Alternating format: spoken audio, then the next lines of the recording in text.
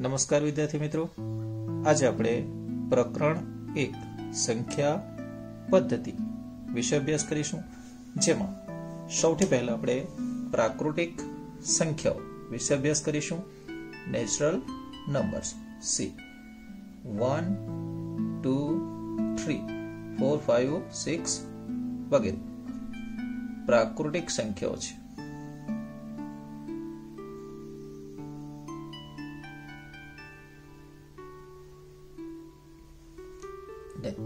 પ્રાકૃતિક સંખ્યાઓ જે છે એને સંકેતમાં n વડે દર્શાવાય છે.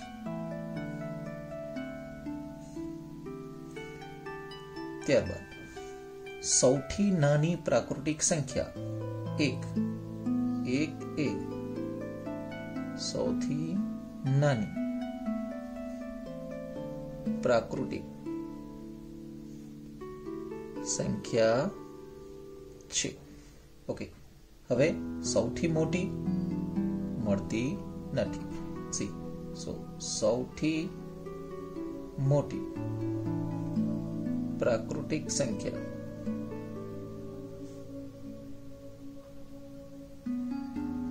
ન મળે. ઓકે, હવે પ્રાકૃતિક સંખ્યાઓની જો વાતો કરીએ તો એ આપણને અસંખ્ય મળે. સી અહીં તમે લખી શકો પ્રાકૃતિક સંખ્યાઓ અસંખ્ય અગણ્ય ગણી ન શકાય. ઓકે, ત્યારબાદ તમને કોઈક બે સંખ્યાઓ આપેલો હોય સી એ અને બી, બે પ્રાકૃતિક સંખ્યાઓ.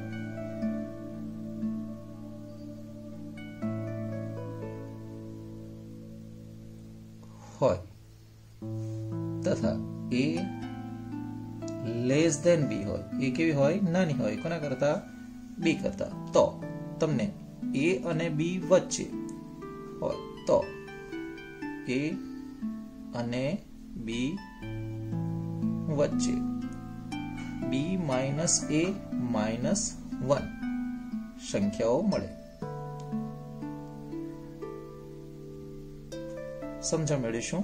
સી એ કોઈક સંખ્યા છે, suppose A is equal to normal લઈશું, આપણે 2 લઈશું, અને બી જે એના કરતા મોટી હોય લાઈક 9 છે. ઓકે, શરત પ્રમાણે એ નાના છે, બી કેવા છે?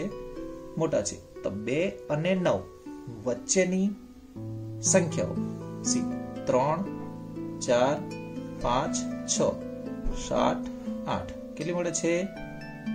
6 મળે છે. ઓકે, આ ફોર્મ્યુલા પ્રમાણે બી માઇનસ એ માઇનસ 1 પ્રમાણે 9 માઇનસ 2 માઇનસ 1. 9 માઇનસ 2 માઇનસ 1 6 થશે, જે તમે જોઈ શકો છો.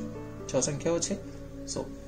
એ અને બી બે સંખ્યાઓ જો આપેલ હોય જેમાં બી કેવી હોય? મોટી હોય, તો એમની વચ્ચે કુલ બી માઇનસ એ માઇનસ 1 જેટલી સંખ્યાઓ મળી શકે. હવે આપણે નેક્સ્ટ પૂર્ણ સંખ્યાઓ વિશે જોઈશું. પૂર્ણ સંખ્યાઓ હોલ નંબર્સ સી પૂર્ણ સંખ્યાઓમાં પ્રાકૃતિક સંખ્યાઓ તો ખરી જ, પરંતુ શૂન્ય નો ઉમેરો થશે. શૂન્ય ઉપરાંત 1, 2, 3 અપ ટુ અનંત સુધી એ પૂર્ણ સંખ્યાઓ છે. સી અહીં શું થાય છે? પ્રાકૃતિક સંખ્યાઓ તો ખરી જ, એમાં શૂન્યનો શું થાય છે? ઉમેરો થાય છે. હવે પૂર્ણ સંખ્યાઓને સંકેતમાં W વડે દર્શાવે છે. ત્યારબાદ સૌથી નાની શૂન્ય છે. શૂન્ય એ સૌથી નાની પૂર્ણ સંખ્યા છે. હવે અગાઉ જોઈ ગયા એ જ પ્રમાણે સૌથી મોટી સંખ્યા મળશે નહીં. અહીં પણ સૌથી મોટી સંખ્યા ન મળે. ઓકે, ત્યારબાદ સંખ્યાઓની જો વાતો કરીએ તો અસંખ્ય હોય. સો અહીં તમે લખી શકો પૂર્ણ સંખ્યાઓ, અસંખ્ય और અગણ્ય હોય. ઓકે, હવે અહીં પણ સેમ છે. એ અને બી બે પૂર્ણ સંખ્યા હોય.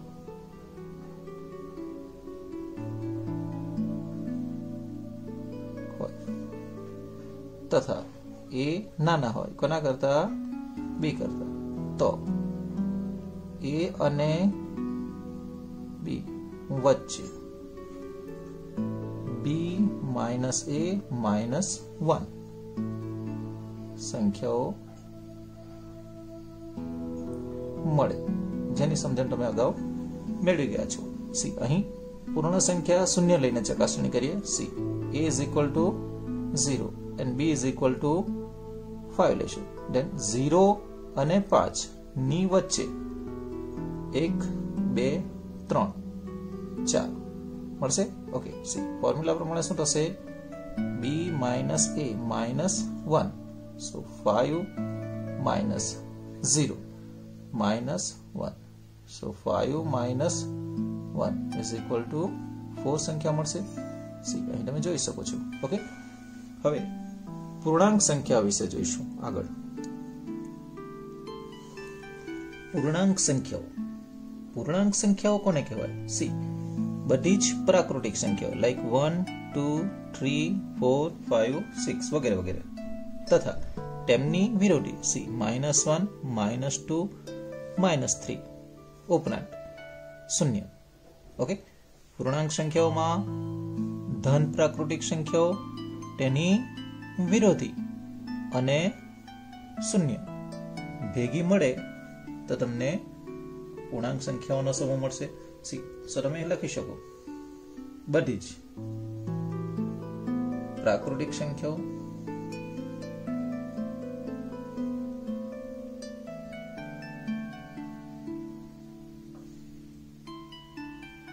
તેમની વિરોધી સંખ્યાઓ તથા શૂન્ય ના જથ્થા ને પૂર્ણાંક સંખ્યાઓ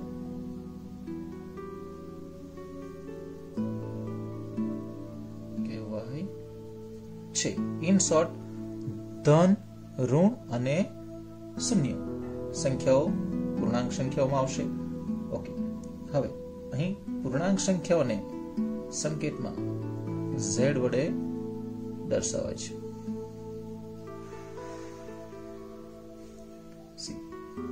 z જે છે એ શા માટે લખવામાં આવે છે? તો z એ જર્મન ભાષાનો શબ્દ છે. જર્મન ભાષા ના શબ્દ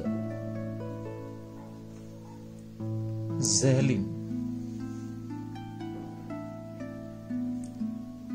પરથી આવેલ છે, જેનો અર્થ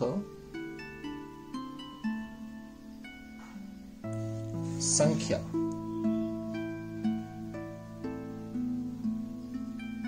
અથવા ગણવું છે. ઝેડ માં ઋણ પૂર્ણાંકો અસંખ્ય મળે, શૂન્ય ઉપરાંત ધન પૂર્ણાંકો પણ અસંખ્ય મળે. ઓકે, સો તમે કહી શકો સૌથી નાની અને સૌથી મોટી પૂર્ણાંક સંખ્યા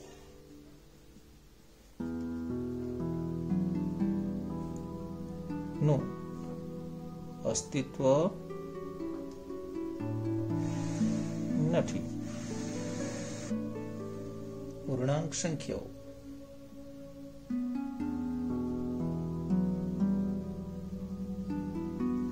અસંખ્ય છે.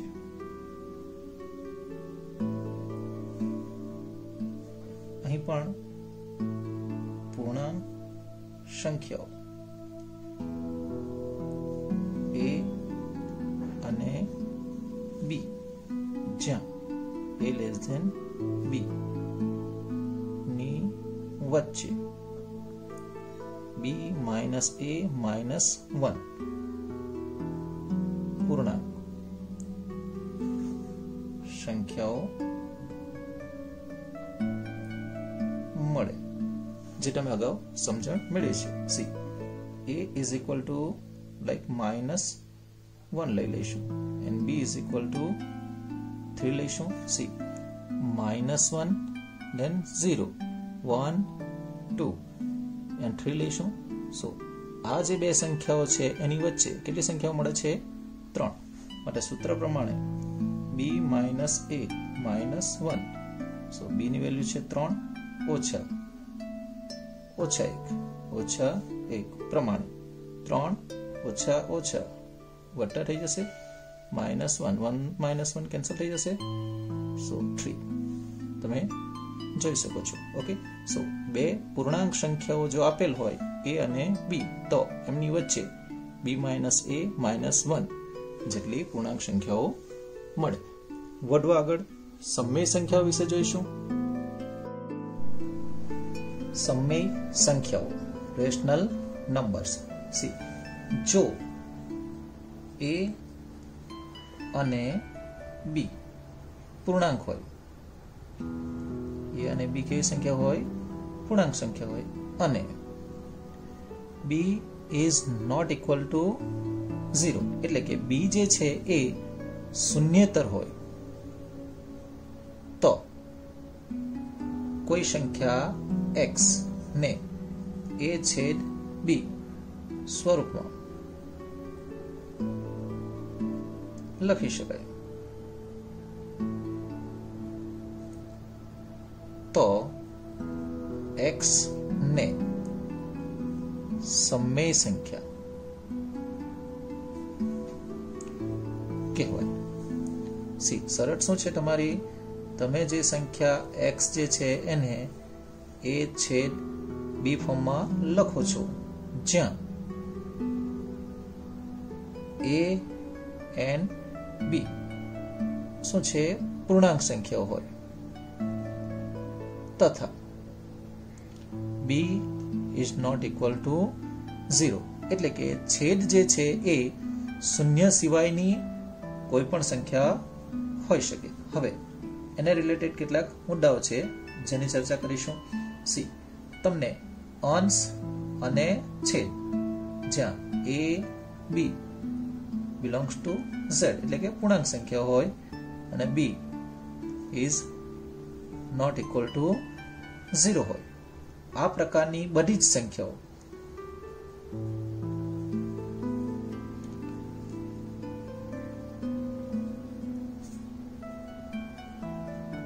ને સમમેય સંખ્યાઓ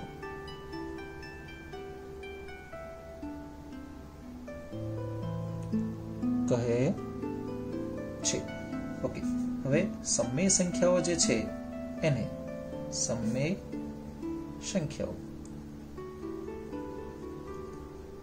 ને સંકેતમાં q વડે દર્શાવાય છે. સમમેય સંખ્યાઓને સંકેતમાં q વડે દર્શાવાય છે. અહીં q જે શબ્દ છે એ q એ અંગ્રેજી શબ્દ પોષણ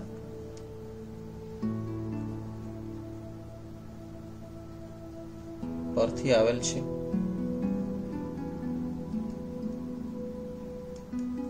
હવે અહીં પણ સૌથી મોટી કે સૌથી નાની સમમેય સંખ્યા મળતી નથી, અથવા તો સમમેય સંખ્યાનું અસ્તિત્વ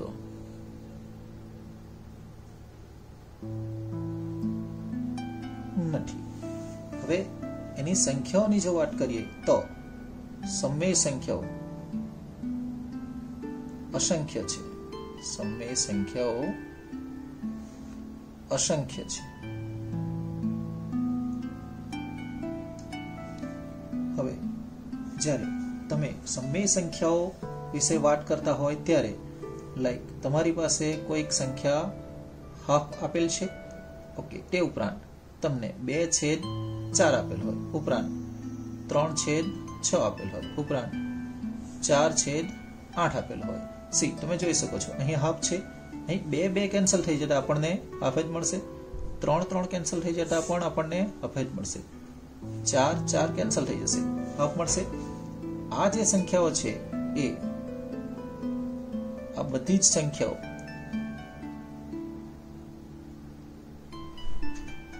સમાન સમમેય સંખ્યાઓ કહેવાય.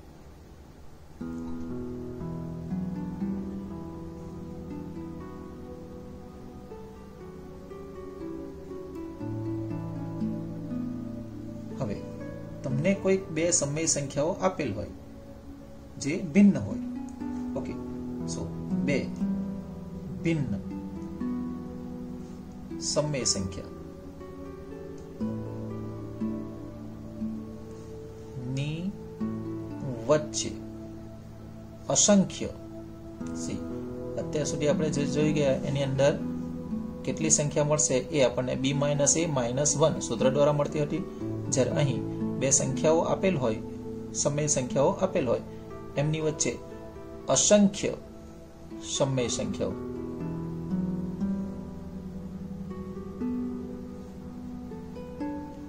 મળે, જેના વિશે આપણે સ્વાધ્યાય 1.1 ની અંદર અભ્યાસ કરીશું. આ ઉપરાંત તમને જે આપેલ સંખ્યાઓ જે છે સમમેય સંખ્યા, એનું આપણે જ્યારે સંખ્યા રેખા પર નિરૂપણ કરતા હોય જ્યારે a/b એટલે કે સમમેય સંખ્યા નું સંખ્યા રેખા પર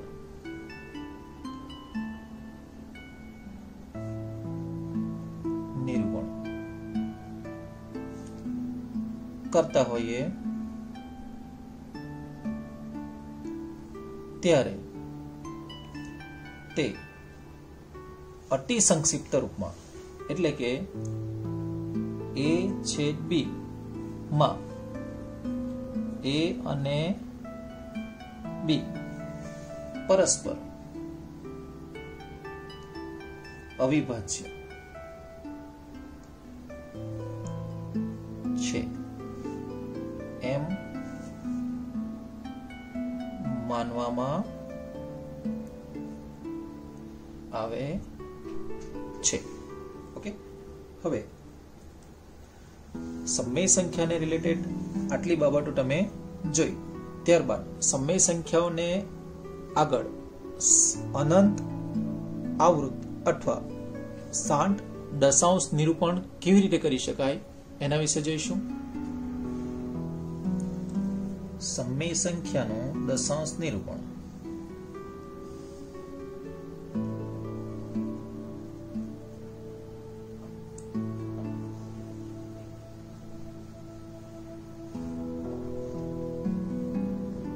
શાંત અથવા અનંત આવૃત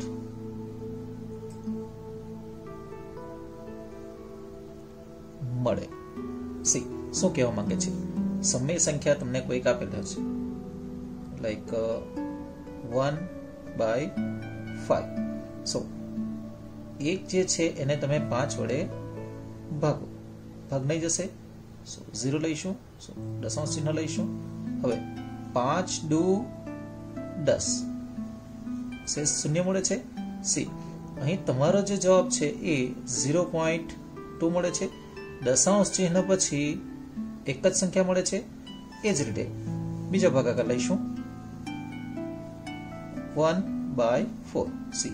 1/4. હવે 1 ને તમે 4 વડે ભાગાકાર કરો, ભાગ જશે નહીં, તમે 0 લઈશું, દશાંશ ચિહ્ન મૂકીશું. 4 દુ 8, બાદબાકી કરશો 2 આવશે. ઓકે, વધુ એક શૂન્ય લઈશું, નીચે ઉતારીશું. 4 × 5 = 20. બાદબાકી કરશો શેષ 0 મળે છે. ઓકે, સી અહીં તમને આન્સર જે છે એ 0.25 મળે છે. હવે અહીં શું થાય છે, બંને કિસ્સામાં દશાંશ ચિહ્ન પછી એક સંખ્યા મળે છે, અહીં દશાંશ ચિહ્ન પછી બે સંખ્યાઓ મળે છે. ઇન શોર્ટ, અમુક તબક્કા પછી શેષ જો તમને 0 મળી જાય તો આ પ્રકારની જે સંખ્યાઓ છે એ 7 દશાંશ નિરૂપણ હોય. ઓકે ઓકે ધેન અનંત આવૃત. સી અનંત આવૃત દશાંશ નિરૂપણ કોને કહેવાય? લાઈક તમારી પાસે 2/3 આપેલ હોય. સી 2 ને તમે 3 વડે ભાગો છો, ભાગ જતા નથી, સો તમે 0 લેશો, દશાંશ ચિહ્ન મૂકીશું. 3 6 18 બાદબાકી કરશો 2 મળશે. 0 પર 0 મૂકીશું, નીચે 0 ઉતારીશું, ફરી પાછા 3 6 18 બાદબાકી કરશો 2 આવશે. ઓકે, ઉપર એક 0 લઈશું, ફરી પાછા એને નીચે ઉતારીશું, ફરી પાછા 3 6 18. હવે તમે અહીં જોઈ શકો છો દરેક વખતે શેષ 2 મળે છે, આપણે એક 0 એક્સ્ટ્રા લઈએ છીએ, 6 વડે ભાગ જાય છે.